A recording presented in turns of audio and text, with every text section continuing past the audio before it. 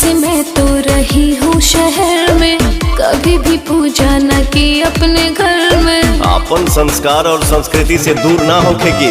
बचपन से मैं तो रही हूँ शहर में, कभी भी पूजा न की अपने घर में। खुद से ही करिए ना मेरी सवरिया। अरे बाप कहाँ बोलहलू सा हमारा केरी जो मनाओ ना। I love you ए जान, काली माई केरिया नमी करेला दुनिया जहान, चला माई भिरिया।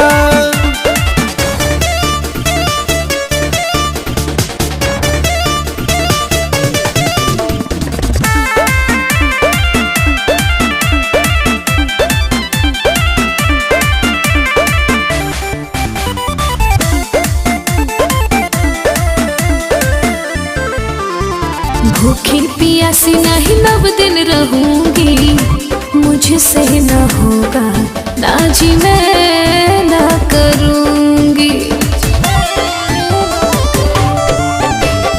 ऐसा न कर धनी कह तू ना हो, मान मर्यादा मिटा दे बुका हो।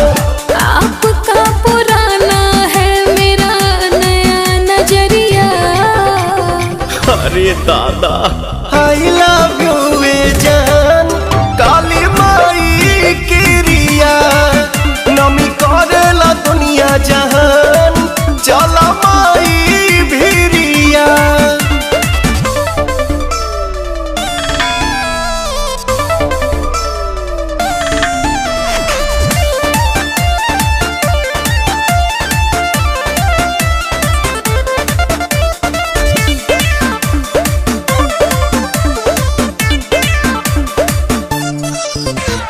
दान जति दूंगी तो मैया लेंगी क्या, साथ बैठ जाऊंगी तो दर्शन देंगी क्या।